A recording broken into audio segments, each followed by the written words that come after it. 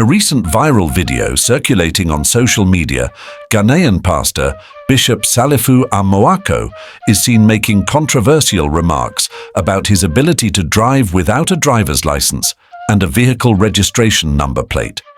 In the video, he appears to boast that no police officer in Ghana can arrest him for such an offence, implying that he holds a position of power and influence that places him above the law.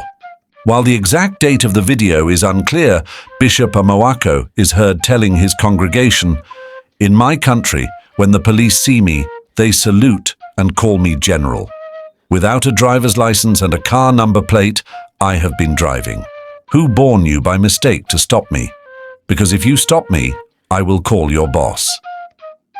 These remarks have raised concerns about the state of corruption in the country and how certain individuals, particularly religious leaders, perceive themselves as untouchable due to their influence. The pastor's statements are particularly troubling in light of a recent tragedy involving his 16-year-old son, Salifu Amoako. On the evening of October 12, 2024, Errol was behind the wheel of a Jaguar when it collided with an Acura SUV in East Legon. The accident resulted in a catastrophic fire that claimed the lives of two young girls, identified as Justine Agbenu and Mame Duomo, both aged 12. The incident has sparked widespread outrage and further discussions about the dangerous mix of influence, power, and a lack of accountability in Ghana. Hours before the fatal crash, Errol posted a video on Snapchat showing himself speeding through a residential area.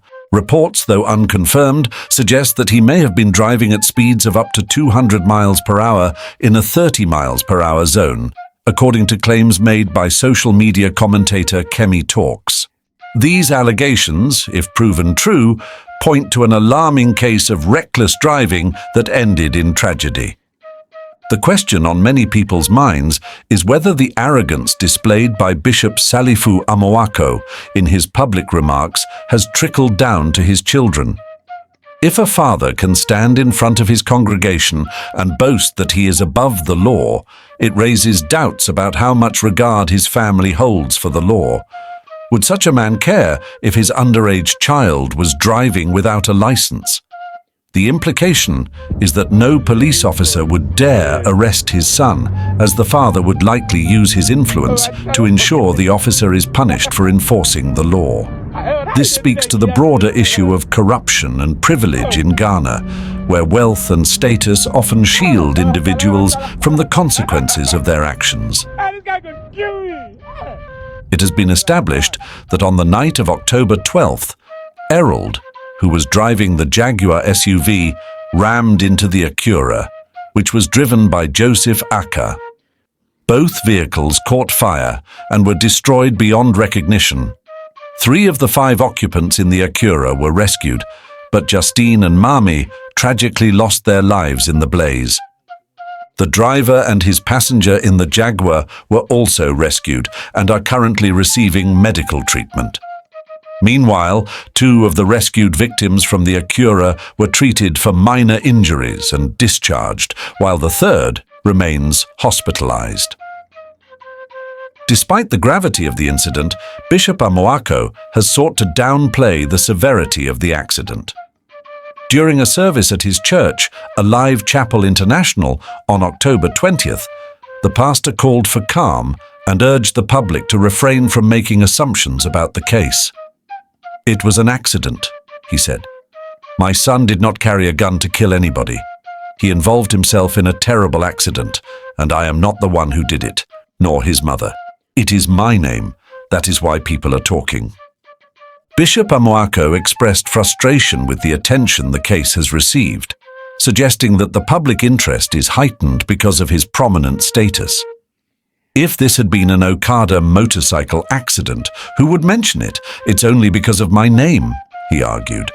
The bishop's remarks have further fueled criticism, as many feel that his focus on his reputation, rather than the victims of the accident, shows a lack of remorse and empathy for the grieving families. The tragic loss of 2 young lives has left the community in mourning, with many questioning the role of privilege and corruption in the handling of the case. A Ghanaian lawyer, known for his legal analysis on social media as the Law GH, has weighed in on the case, revealing that due to Ghanaian laws, it is unlikely that Salifu Amoako will face significant legal consequences. As a juvenile, the law does not permit him to be jailed, regardless of the severity of his offence. The lawyer explained that the worst possible outcome for Salifu would be 6 months in juvenile detention, although in cases of serious crimes, juveniles can be held for up to 3 years. However, the lawyer believes that the charge of murder may not apply in this situation. Even if Salifu were an adult, many believe that little would have been done to hold him accountable due to his father's wealth and influence. The perception that Bishop Salifu Amoako could easily bribe his way out of legal trouble has only deepened the public sense of disillusionment with Ghana's justice system. The notion that the pastor's son could kill 2 innocent children and escape punishment has left many questioning the future of law and order in the country. In response to the growing public outcry, entertainment pundit Arnold Baidu took to social media to criticize the pastor, blaming the tragedy on bad parenting. What are we talking about? Relax. Forget about it.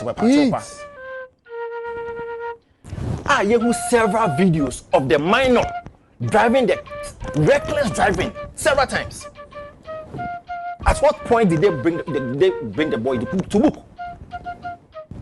At what point? Not one video, several videos.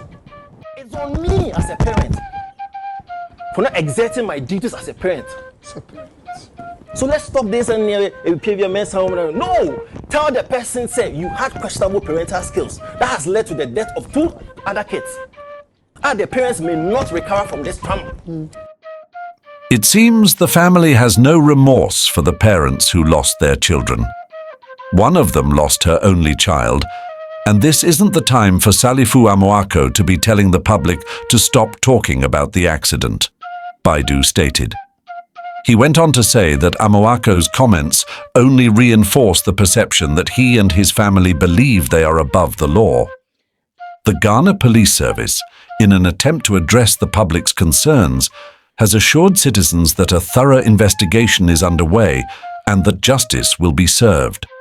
However, many Ghanaians remain skeptical, pointing out that promises of thorough investigations have often led to little action in cases involving the powerful and wealthy.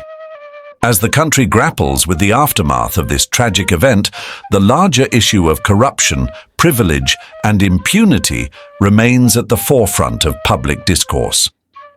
Many are left asking whether the law can truly hold a man of God accountable, or if this is yet another case where money and influence will overshadow justice.